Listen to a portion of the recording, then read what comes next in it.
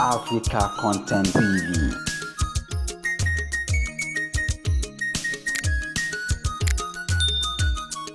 Àsúnṣe kò wọ́n sì máa pe bàbá mi.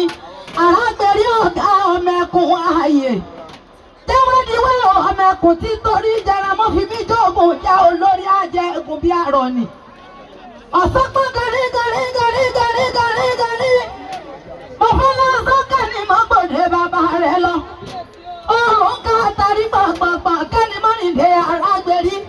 Kí ni bẹ́ẹ̀ lóde bàbá mi kí wá kíkí jíjì ní ẹrù oògùn láyà. Má fi wọ́n kàn mí.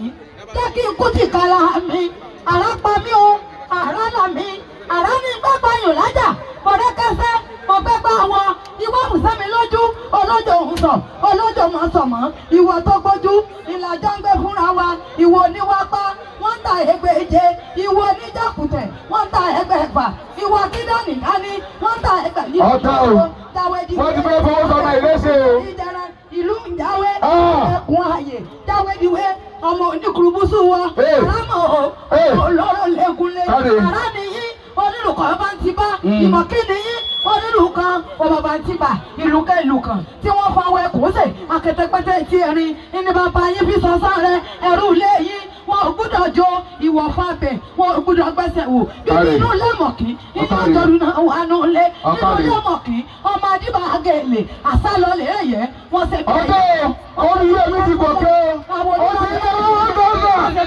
Èmi náà kẹ̀wé. Ẹyẹ ti lọ, ọmọ kẹ́kẹ́ ẹyẹ bìdí rondo nínú lẹ́mọ̀kì, ọmọ adìbà àgẹ̀lẹ̀, jáwédiwé, ọmọ ajáwé sọlọ́kọ, àrámọ̀ o, ọmọ olóró lẹ́gúnlé, gbèrèọlá, gbèrègbèrù, ọ̀run ọ̀làgọ́. Orí ẹbí ti náwó kábíyèsí o. 1,000 kan nílé bí kì í o. Bàbá yín pàdé ọmọkùn lójú ọ̀nà, gbèrèọlá ló ní ẹjẹ́ apá.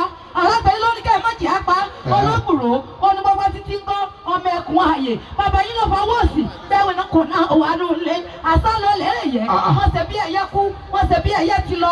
Àwòdì lọ lérè yẹ, wọ́n ṣe bí ẹyẹ kú, wọ́n ṣe bí ẹyẹ ti lọ. Ẹ̀rọ máa bọ́ mẹ́rin wọ́n tẹ́jú ló fa àwọn o. Rondo. Ìdí ń bá ìkọjá bẹ́ẹ̀ o. Ọmọ àdìbà àgẹ̀lẹ̀, àrá nìyí, onílù kan, ọmọ ti bá, ìmọ̀ kí nìyí, onílù kan. Mọ́mọ́ bó ní fẹ́ dákẹ́ báyìí lórí ọjọ́ tí ń lọ. Tí wọ́n fọwọ́ ẹkú. Àmọ́ ẹgbẹ́ ojú kan ló fi ń wo owó. Gbèrèọlá ọmọkùn náà dà.